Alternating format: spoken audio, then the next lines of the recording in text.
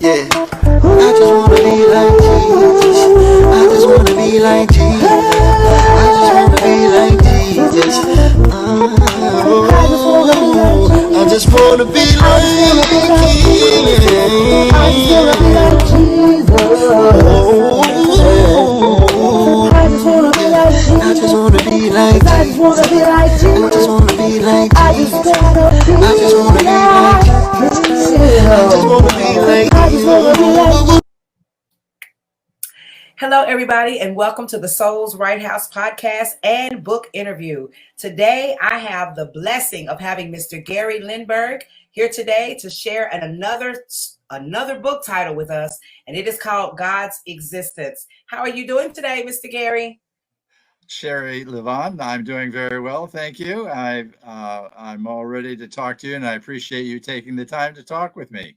Yes, sir. Now we're going to jump right in and get started because we have some anxious people wanting to know about this book. So we first want you to tell us about yourself.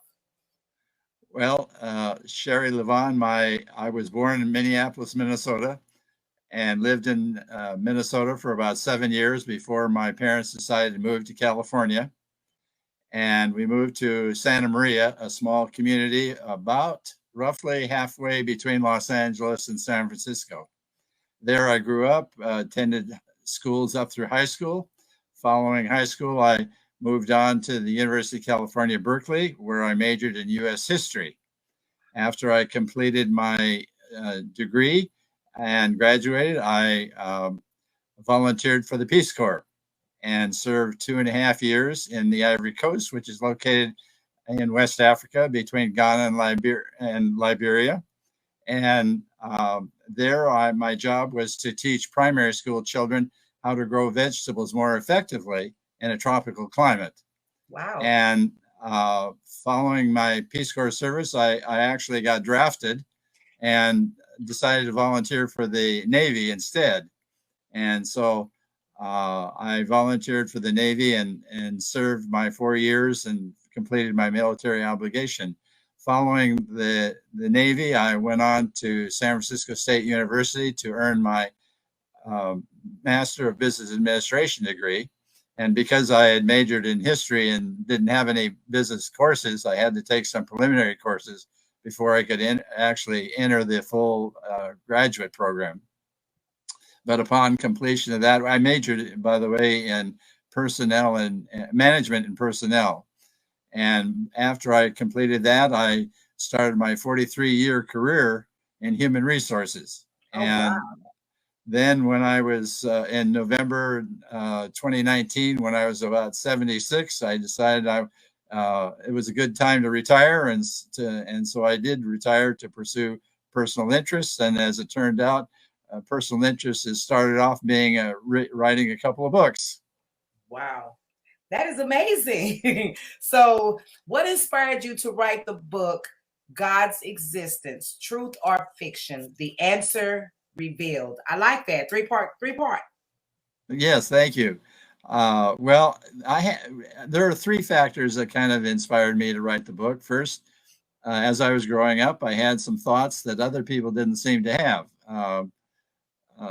And for example, when I was about 12 or 13, I started thinking about how God created the Bible by inspiring people to write it and organize it. And then I had the thought, well, who created science? Well, the answer to that was very clear and very obvious to me. And that was that God created science because God created the universe and all that's in it. Well, then it struck me, well, if God created the Bible and God created science, they both must say the same thing. So that was my different take in writing the book. And a second factor that inspired me to write the book occurred when I was a sophomore in high school, and it was time for me to take biology. Well, when I was about to take biology, I started talking to other students who had already taken it, and I was asking them what was involved in the class and what were required in the class and that sort of thing. And the answer I got back was that one of the requirements was you had to dissect or cut up frogs. over several weeks, and that didn't appeal to me. So I decided to take botany instead. Well, when I took botany, I learned a very important lesson. And that lesson was that all plant life is organized in 7 different categories of organization, starting with kingdom, phylum, class, order, family, genus, uh, species as the lowest level and the most specific level. And that was rather interesting. Well, later in life, I found out that all animal life was also classified by the same 7 levels or categories of classification.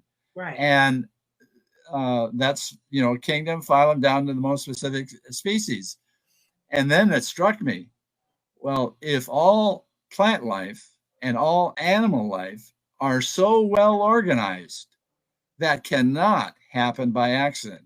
That cannot happen by random. It must have happened by design. If it happened by design, that must mean there was a creator, and what we like to call God. Yes. And the third factor that inspired me to write the book was that all my life, people have been saying there's no proof that God exists. There's no evidence, physical evidence that God exists. Well, I decided to take that challenge up myself and find out for myself what was right. So that's why I examined different sciences. And I examined botany, zoology, human anatomy, astronomy, mathematics, chemistry, and physics to find evidence. And those are the 3 factors that inspired me to write the book. Oh, wow. See, you learn something every day, y'all. So those of y'all watching today, if you're scratching your head, you can go back and replay this at any time. Yes. Yes. Thank you. So tell us about your book, a little bit about your book that's out, God's Existence. Okay, well, my book is a scientific study about the existence of God. And as I've indicated, I have a different take in that I say that the Bible and science say the same thing because they were both created by God. Well, I start off by explaining that the belief in gods has existed for centuries. We can go back to the Greeks, the Romans, the Vikings. They all believed in God. I didn't mention the Egyptians in my book, but there's another civilization that believed in gods. Well, then I take the Abraham Maslow hierarchy of needs theory to explain why people have a need and why today we have a need to believe in a superior being that's above all of us. Right. And so then I go through the different sciences that I just mentioned and how they offer evidence for the existence of God. And I propose my what I call a directed life theory, kind of a new theory. And I think you might be talking about that later. And then I've provided what I think is a unique conclusion to my book. Well, see, when you say how do botany and zoology show God's existence, how does it show it? Well, I think I've already indicated that. It shows, it indicates that all these different levels of categories, 7 different levels, demonstrate very clearly that's not an accident. That happened because it was created that way. And if there is a creator, that's God. And so I think that's the evidence right there. So how does astronomy provide proof of God's existence? Because you sometimes hear people talk about astronomy and it's witchcraft and things of this nature. So how does astronomy provide proof of God's existence? Well, when I visited my brother, who was about 16 years older than me, in Huntsville, Alabama, he took me to the Space Museum that was located near Marshall Space Center, where he worked. And when I was there, the guide there told me that there were billions of stars in our galaxy, just the Milky Way galaxy. And he said there are billions, not millions, billions of stars or galaxies in the entire universe. That's a lot of stars. Wow. Does that happen by accident? Does that happen by random? No. And you look up in the sky, you see different constellations. They're very well organized. That's all created. Yes. So I think that demonstrates evidence that God created all of that. That's amazing. And nobody really, it's almost like people really don't take the time. We know what we hear, but we don't do a lot of researching to really find out for ourselves. Of course, that's right. So, what is your new theory about God, all life, and all evolution? Well, my new theory is that all life, plant, animal, human, is either directed or non-directed. It can't be half directed. It can't be 3/4 directed, 1/4 directed, because as soon as you start asking what's 1/4 directed, well, why isn't it all directed? And so it's got to be all one way or the other. And if it's non-directed, that means that humans could be born with 3 eyes instead of 2, Wow. or 4 arms instead of 2, or any kind of combination. Animals, the same thing. And through the life of time of an animal or a human, we can grow an extra arm, or we can grow an extra leg, or maybe an extra ear. You don't know. So, but we see that consistently, humans are born with 1 head, 2 eyes, 2 ears, 2 arms, 2 legs. That's consistent. Yes. So that demonstrates very clearly that life is directed. It's not non-directed. If it were non-directed, you could plant corn and harvest potatoes, for example. So yeah, I mean, there's no restriction. So if there's no restriction, it can be anything, and it can grow anyway in anything. And different humans can grow differently. Some humans could have 3 arms. Some humans could have 1 arm. Right. You don't know. That is powerful. Well, that's what I thought. Because you don't think of it like that. Like, it's more normality than there is abnormality. Even though there is some abnormality, but then it's something in the creation of what you did that made it abnormal. It wasn't the design. That's exactly right. I love it. So another question I have is, what lesson did you learn about the fear of some Christians about science?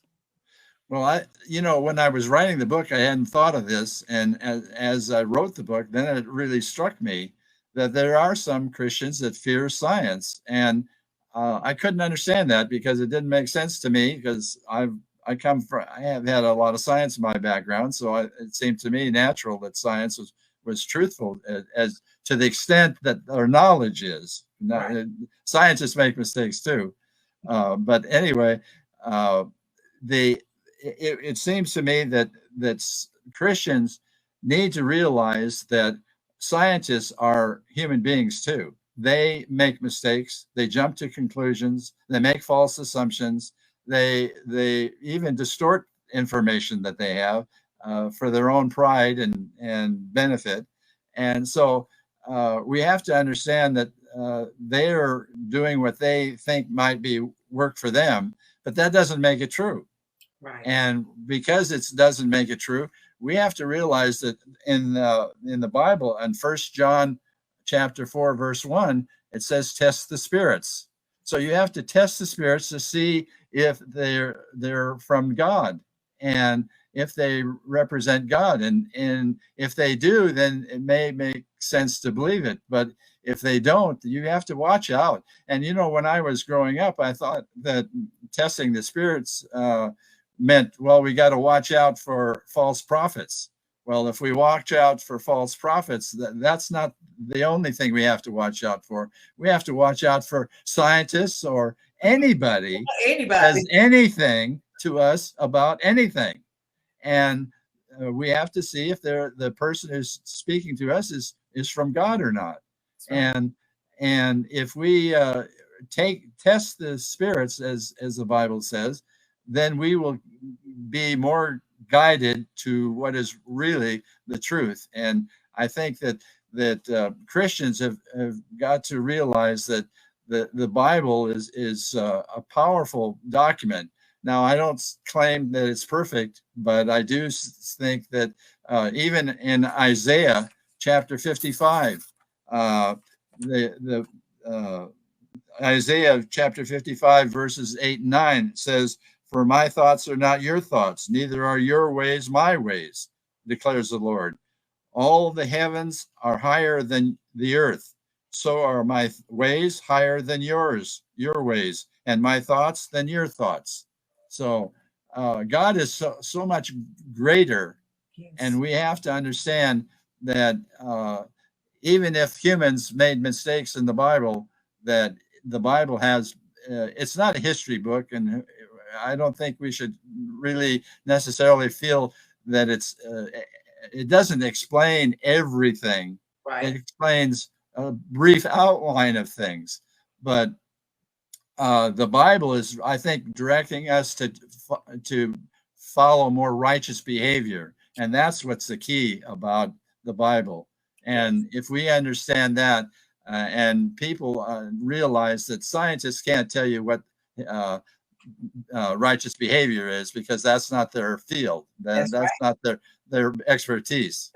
They're just writers. Yeah, that's right. And a good thing too about that is that in reference to learning and understanding who you are in Christ, the lessons in itself, when you have that discernment, when he says my ways are not your ways, well, when he says test the spirit, sometimes you have to, in testing the spirit, allows your discernment to grow. It isn't so much about the yes or the no or the wrong or the right or the up and the down, the left and right, but it's your discernment to be able to pick on something that's not of God, because someone can't be sent from God but then don't hear from God. That don't even make sense. So who was you hearing when you were sent? Because you don't listen. So how can it be God when you don't listen? So your discernment grows when you can be, when you're, and I feel, and as our walk grows, the discernment in our lives changes. And when he says test the spirits, it's not always the answer that you get that he's wanting you to test. It's your discernment he's needing you to grow up, because you can read right through people, and you don't want everybody touching and praying over you too. I've learned that as well. You don't want everybody laying hands on you and touching you. So that is really good. So this is really good for me. So what do you want readers to take away or learn from your book, God's Existence? Well, I want people to take away three things, basically. First of all, that many sciences, like I've shown in my examples, by their complexity and intricacy, prove that God exists. Secondly, I want people to realize that all life forms, as I've said, plant, animal, and human, must be either directed or non-directed, and I think it's very clear that they're directed. And finally, I want Christians that fear science to understand they don't have to fear science. They have to realize that basically scientists make mistakes, and I interpret the difference is caused by misinterpretation of the Bible. Secondly, misinterpretation of science. And thirdly, misinterpretation of the Bible and science. And when they do all of that, of course, they don't get the right conclusion. And people need to realize that science is their ally, not their enemy. I like that. That is really, really good. What's next for you and you as an author? Because we know this is book number 2. This is book number 2. I'm starting to put together some thoughts for a sequel to this book, God's Existence, Truth or Fiction, The Answer Revealed. And I'm not in a hurry to do it. I'm not going to rush it through. I'm trying to do some research. I'm trying to, think about it. And so if I take another year to do it, so be it.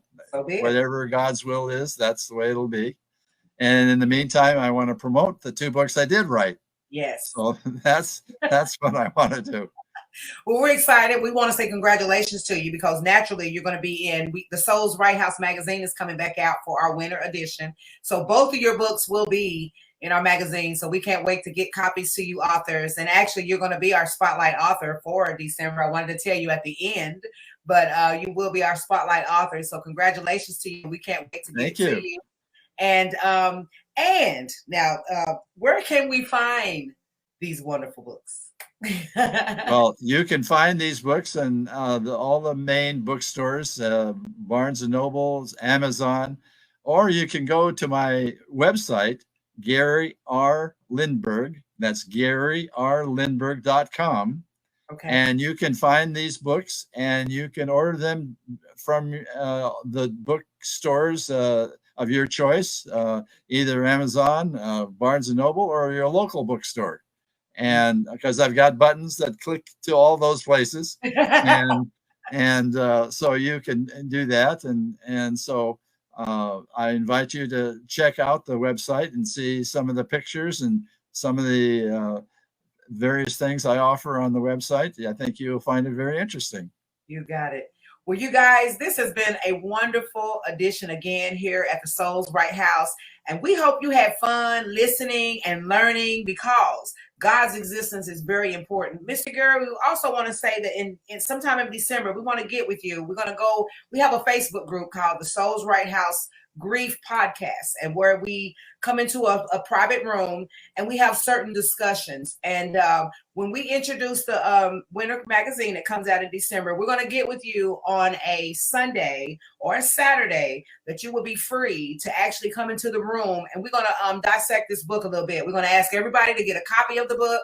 We're going to give everybody enough time to get a copy of the book, but then we're going to sit down with you and have a day that we can come into the space and you can kind of dissect this book a little bit with our private readers and those that have the book. And I think that's going to be really great. That's one of the things we're moving into 2023 is after we interview our authors, we're going to give everybody a month to get your book, but then we're going to bring you into our room, and everybody that has the book is to come into the room.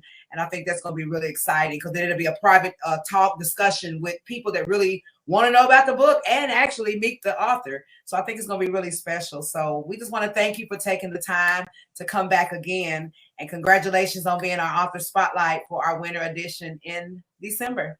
Well, thank you so much for that honor. I'm so delighted to hear that, and I appreciate that. And I thank you so much for the time you've taken to talk with me. It's been a pleasure again, as it was the first time. And you're a delight to be with, and I just really am very happy that we had this opportunity. You got it. And once again, as I told you, 2023, we're going to make a trip up there. You're in New York, correct?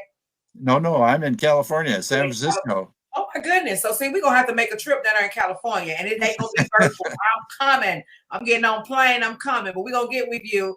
And I'm looking at sometime around April. I want to come to California and bring this experience there, a nice Root of My Pain encounters. I'm going to bring this experience down there to where you are in California, because it's about time for me to get some California sun. It's about that time. Why not? Thank you so much, Mr. Gary. And if you need anything from the Souls Right House, just know that we're there for you. Sherry Levon, thank you. It's such a pleasure to be with you.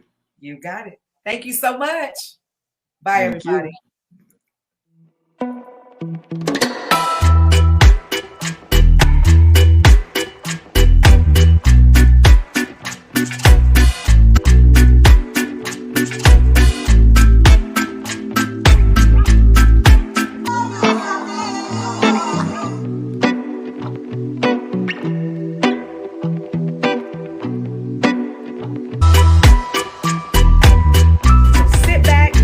Enjoy Song Messages from God by Sherry Levon Music. God bless.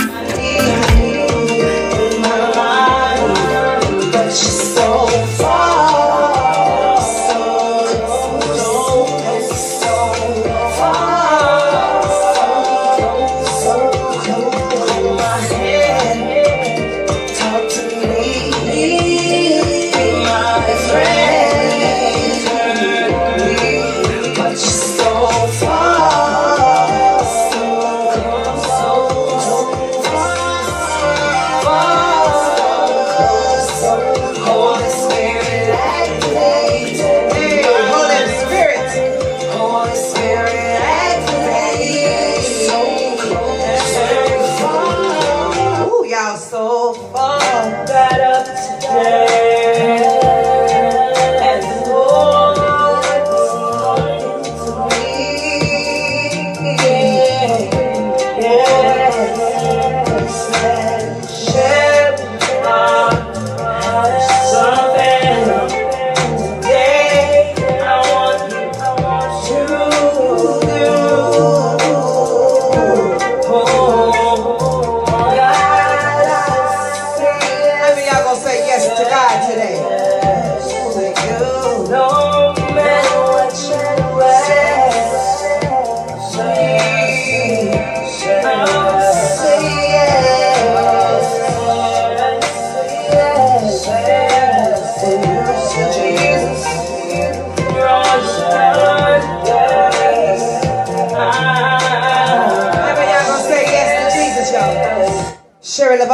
music, y'all.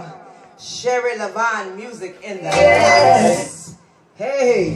When you walk out the door this time, make sure you got everything, 'cause you won't be coming back around these parts no more. I promise you that. Oh, I'm saying this to you. Goodbye. This time is over. Make sure you pack everything that you have this time. 'Cause it's over. Yeah, it's over. Goodbye. Hey, everybody. I'll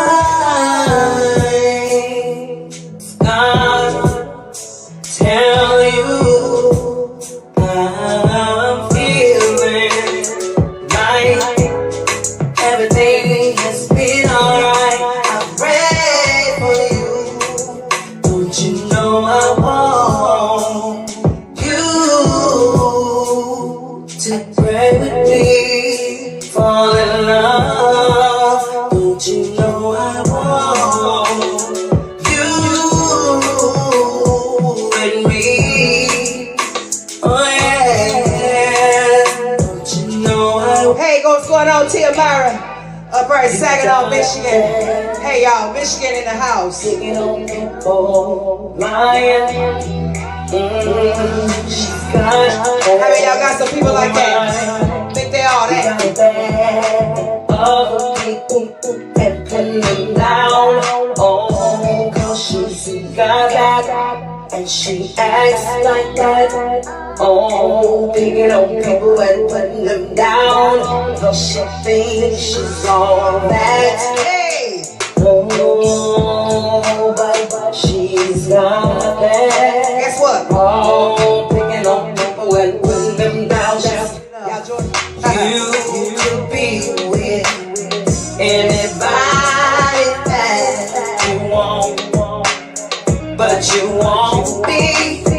Oh, baby, I know God said How many of y'all know your king is coming? I love his loyalty to me. Hey! All that loyalty to me. Guess what? I love the way you walk and how you go after the thing you want, and it happens to be me. Oh, Jesus, running after me. Listen, y'all. 'Cause I know your loyalty to me. Hey! I love your loyalty to me. How many of y'all got some loyal people in your life? I do. 2, 3, 4, 5, 6, 7 times he's forgiven me. 1, 2, 3, 4, 5 grace all over me. God has forgiven me over and over again. Nobody knows my mistakes but my only Y'all help me friend. say this. 1, 2, 3, 4, 5, 6, 7 times he's forgiven me. 1, 2, 3, 4, 5 grace all over me. Alright, I messed up so many times, but it's forgiven